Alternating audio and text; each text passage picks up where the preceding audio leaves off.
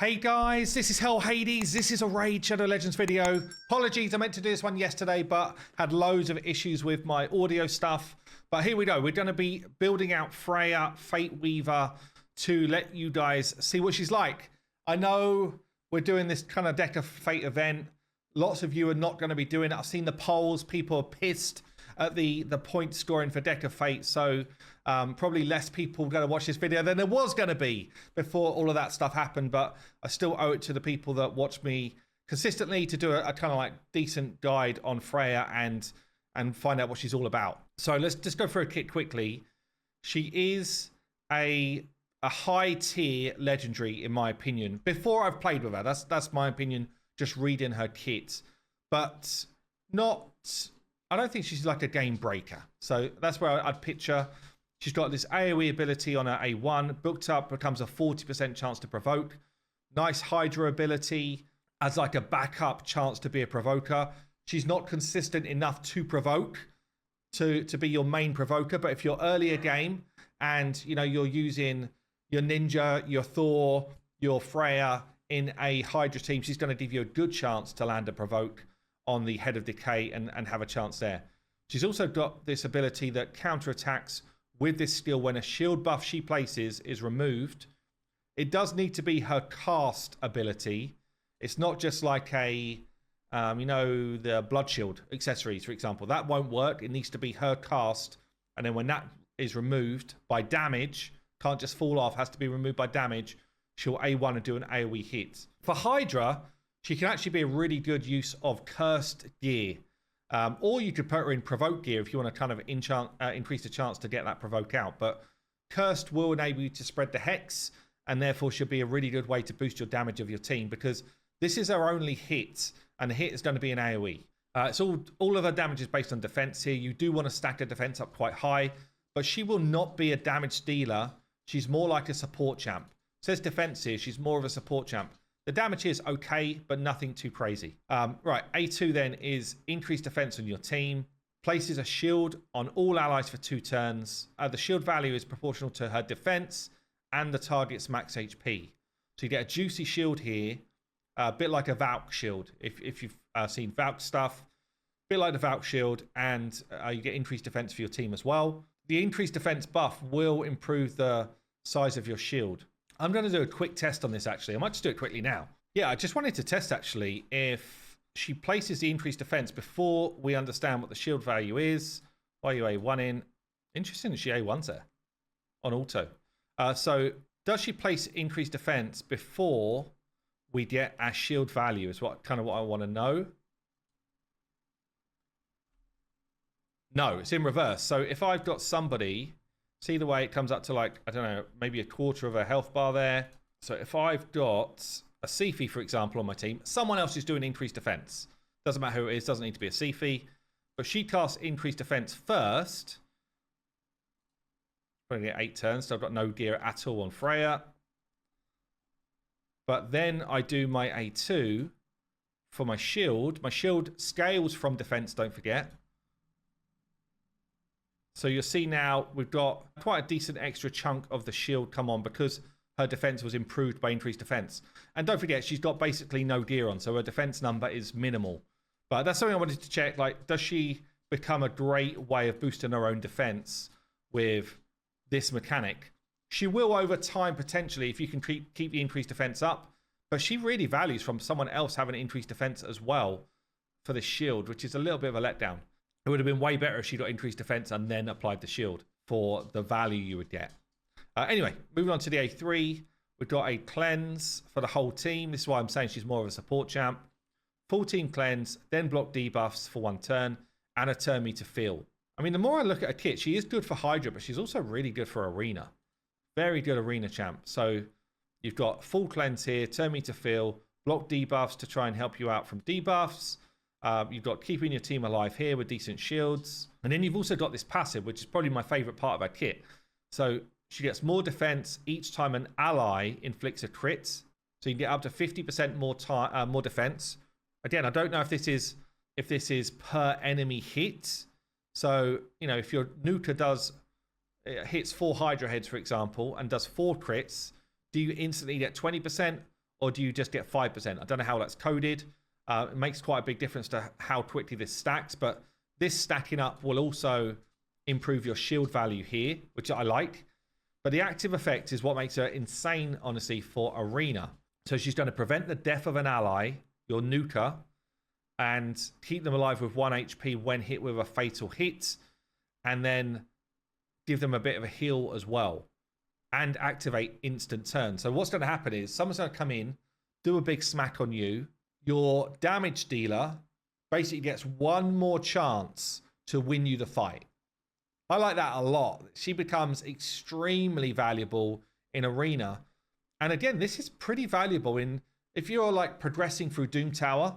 The amount of times I did my free-to-play accounts where, you know, having one more turn with my damage dealer who's in lifesteal gear that would heal up anyway, and, you know, have another go at the boss with my Ninja A2, or in Hydra, you know, your damage dealer's about to go down. No, they're back in the fight. They've got a bit of health back and they're going in with damage. Like, this is significant for her kit. It's probably one of the best parts about her kit that makes her pretty unique.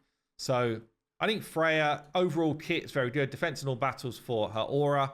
But yeah, we're going to build her here for like general PvE. And then I think I'll flip it to PvP at the end. There's definitely a number of ways you could do a masteries here. So a general PvE build with War Master, I think will probably be what the average player would do. If you want to be a bit more specialist, certainly for Hydra, you could bring in a kind of like resist build, making sure that you take things like the shield growth mechanics from the support tree. I am thinking potentially to go for Fearsome Presence and get a higher chance to land my provoke. But again, it depends who you're bringing for a provoker, whether they're a solid provoker or not. If you're bringing a solid one, then this is irrelevant. And then we will switch her out for PvP later to end in timely intervention and basically be the champ that keeps your team in the game. So different type of build for PvP. Blessings, you're going to want to go cruelty. Pretty much irrelevant of what's going on, I think.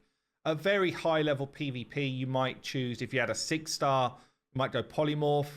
I guess you could also go life harvest as a high level PvP kind of mastery. But I think, in fact, let's flip it over to Arena on here. Yeah, polymorph high level. Temporal chain's interesting one as well, actually. Yeah, get into your turn quicker. So number of different blessings you could take. But I think generally for PvE, any type of non-arena stuff, it's going to be cruelty. So, as I say, I'm going to build mine in cursed gear. I do not have very good cursed gear, so maybe I'm going to be on the level with some of the lower level people that watch these videos. But basically, what am I looking for? I'm looking for speed. I'm looking for defense. That's about it. So, I guess I do want some accuracy to land my provoke.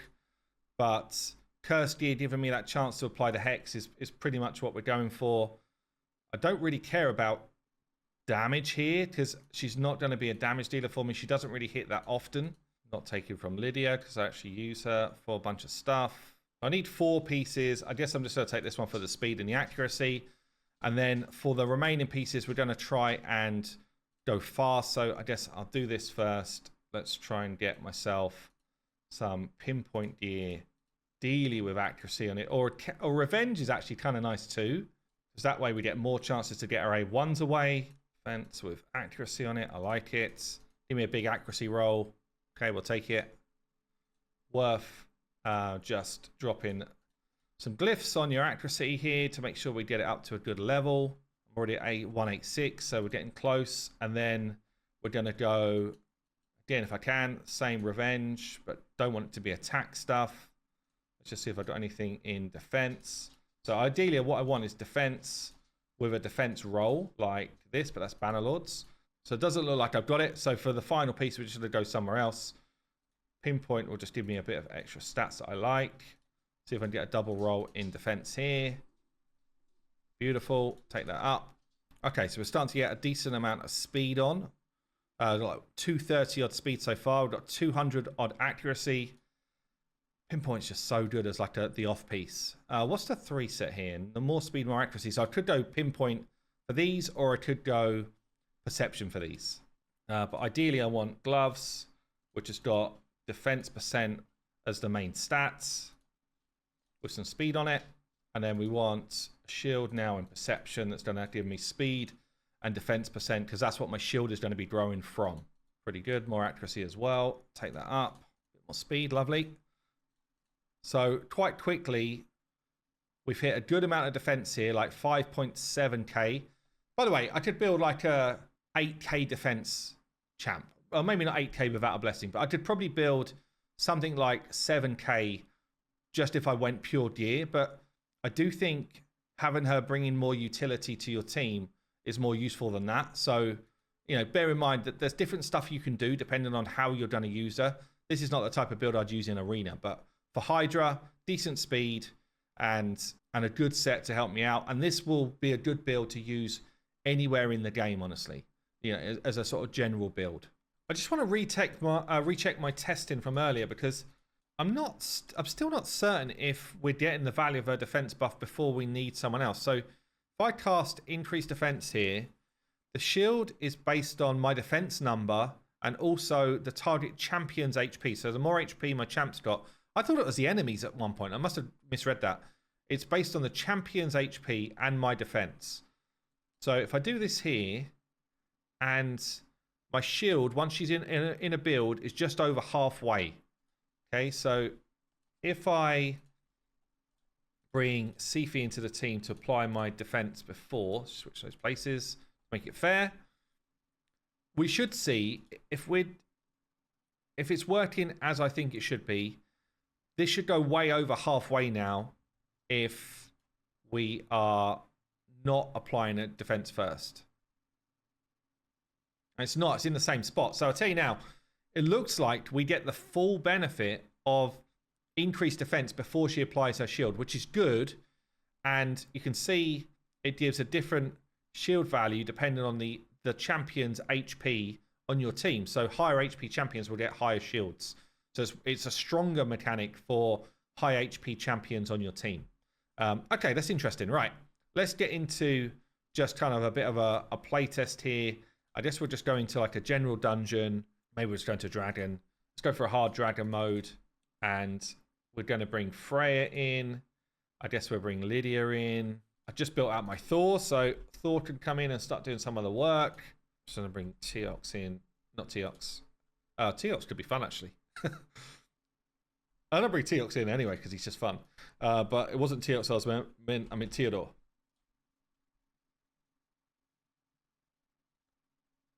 So I've just built Thor into my kind of like Trunder level damage type stuff gear. And then obviously, so for FREYJA, what's she doing? She's basically giving us increased defense. She's giving us shields. She's giving us turn meter. She's making sure we're not debuffed. I mean, obviously, at the moment, this isn't a FREYJA showcase because I'm working my way through the waves pretty effectively, but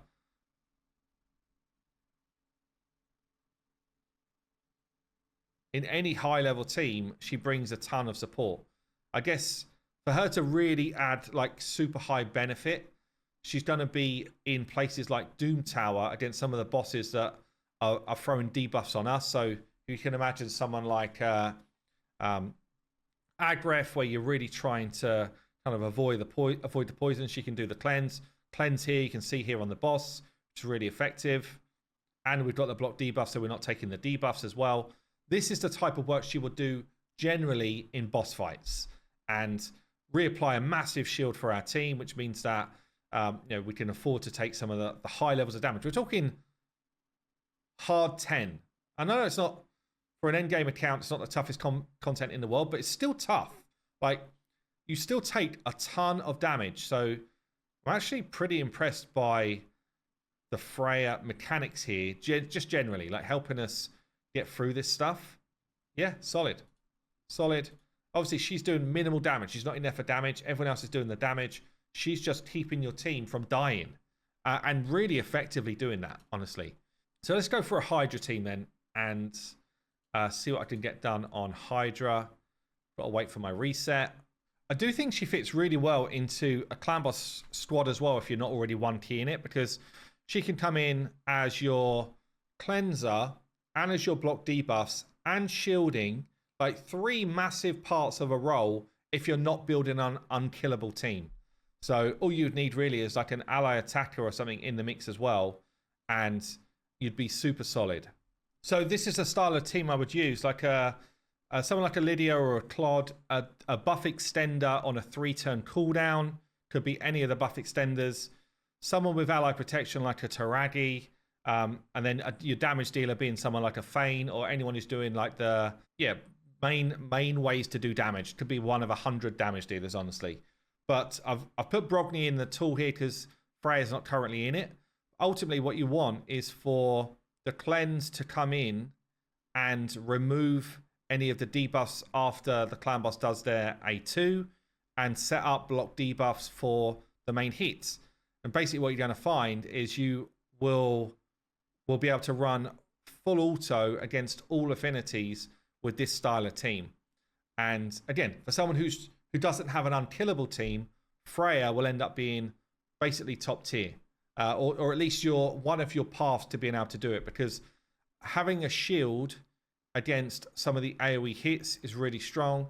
And then obviously a shield against the stun hit is massive, and your cleanse and block debuffs. So you're blocking the stun function, but you're also cleansing any of the debuffs after the A2. So yeah, just an interesting kind of alternative way that you would be able to utilize it if you've not yet solved clan boss on your account, which I think for most players, like if you're not in the Wixwell camp, you're not played for long enough for that, you just picked a Freya up, she will definitely be in your clan boss team. Anyway, let's go on to Hydra. My reset should have happened. Hydra Clash is not happening yet, but we'll jump onto hard, grab my loot, and jump in for a team. All I'm thinking here is I'm going to bring Thor into a squad because I haven't used a Thor squad yet. Which team can I throw him into? So Thor becomes my damage, which I've been wanting to test out anyway. And then Freya becomes a kind of like, I guess, a support champ. So for me, I think it's probably Laz that drops out of this squad. Interested to see how this runs just straight on like full auto, whether she's got a sensible AI. There's nothing really that she does that would be silly. Just interested what she does first. Obviously, Thor's in here doing damage. So yeah, her first mechanic will be block, debuffs, and cleanse, and turn me to fill. And then her second mechanic's going to be the shield, which makes some sense. I've built Thor in Slayer and Merciless set right now, so that we get the chance to get our abilities back, and we get the big slams coming in. But I think Freya for Hydra is just going to be basically top tier. Or not, maybe not top tier, but really strong. Okay, I'm just going to force the shield first, and then we're going to get into the cleanse after that. I do have Head of Torment out here as annoying. I don't have a definite solution to that, but I guess we're just going to try and blow it up. Gizmax giving us these burns. We've got a decreased speed going out. Get a big shield on, which should keep everyone in a decent spot. Obviously, she's able to apply that, the Hex, but I do have, what's her name in here as well? My Archer, so not as required. Cleansing off all of the nasty debuffs. And then if the Hydra gets to a point where they're able to beat off this shield, we get an instant A1 against everyone as well. As I say, I think her kit is very, very strong. Potentially most strong in arena. We're going to test that just after this. But this is definitely an area where I think her kit is extremely strong. As I say, if someone's due to die because of a passive, then she should just jump in there and say, not dying, have a turn instead, and go and get some work done. And obviously I've got strong builds here. Everyone's going to do crazy damage. But I do think she fits into Hydra extremely well with her kits. It's the first time actually I've built out my Thor, so I'm interested to see, see the damage there. I'm interested to see what sort of damage he does, because of all the news we've just got about nerfs to Hydra champions, specifically Trunda and the Wixwell teams, like my teams, are going to change a ton in the next week. 2 of my teams nerfed into the deck. So, yeah, I'm in the same boat. Yeah, okay, I'm going to let this one run through and see what sort of damage we do. Interesting. I'm going to end the battle because I'm kind of like a chunk through. I'm not going to save the battle anyway. One of my guys died. Thor did die, hitting the head of Wrath. So basically the reflect damage came back and killed himself.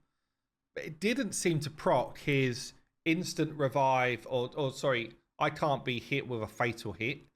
And I'm wondering if it's because it's the reflect damage that killed him. So it didn't happen as I was expecting it to happen. But I wasn't directly hit to be killed.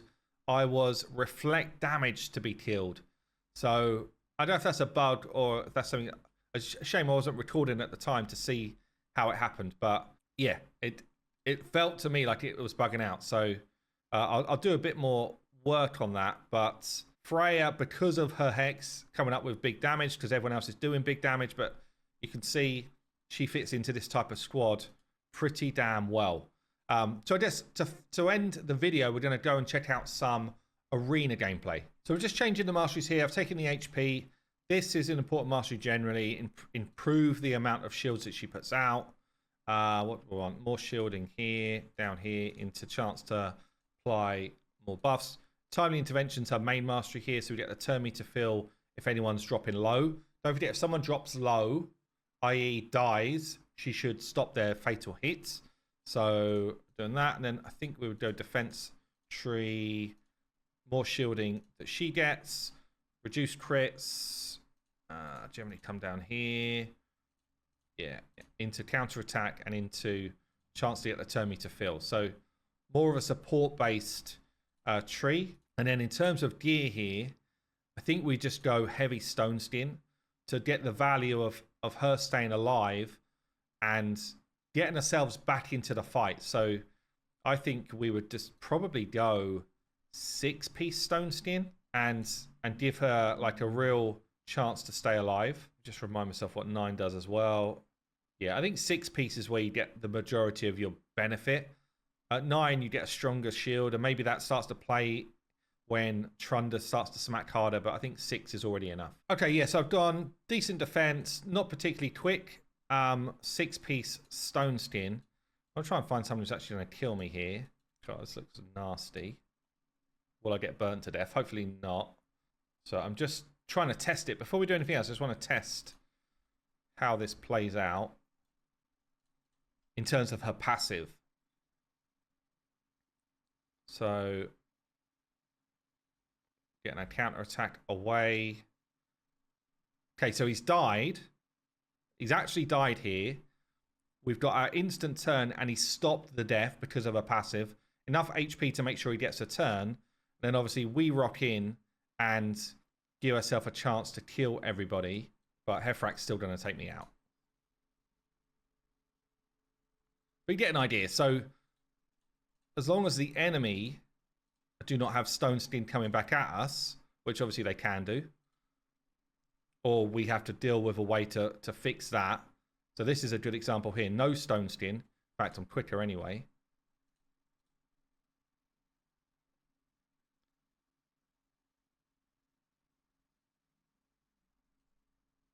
Just did those the wrong way around.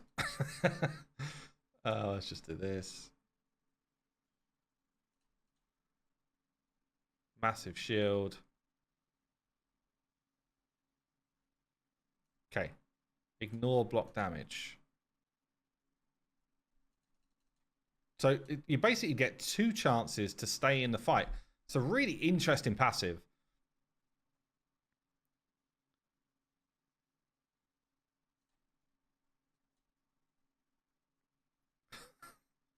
Thor's actually a beast. I kind of forgot he had the ignore block damage. So, I mean, we could get the cleanse away.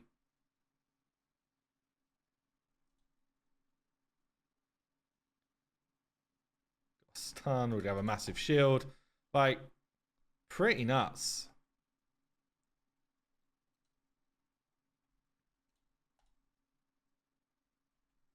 Pretty nutty combo, honestly. Armand's is a just horrible person to fight. Don't know if we get through this. Could show off the dude that I've been running recently.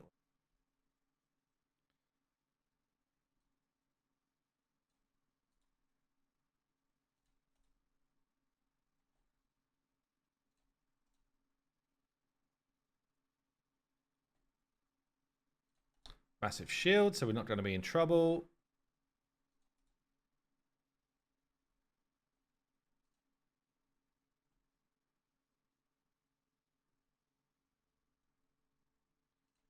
Block debuffs out, so we're not going to get provoked.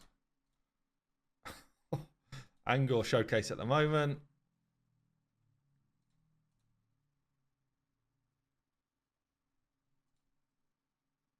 Still reasonable damage from RA1, actually.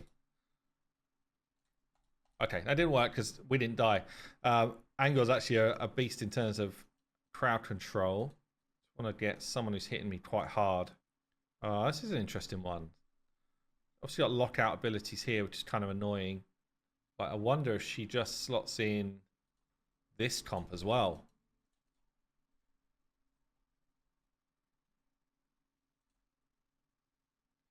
So we get locked out, which means my Warlord's actually a waste of space right now. Getting cooldowns back anyway. Oh, I've got him in Stone Skin, so it's just not working the same. I was thinking if my Narcissus was kind of like in trouble, potentially we get another turn anyway, but now they're going to come after her, I guess. And she doesn't protect herself. Yeah, I feel like there's a ton of ways that she ends up being really useful here, really fun.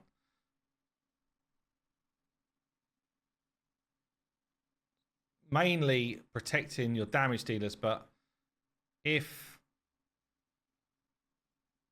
not just protecting your damage dealers, because you've also got just general good mechanics for Arena. Shield is very strong, especially the level of shield she puts on. Cleansing is really good. Just feel like she can end up being, you know, really, really effective. So look, I think she's a really good all-rounder. I don't know if she's what I class as like end game meta in any content.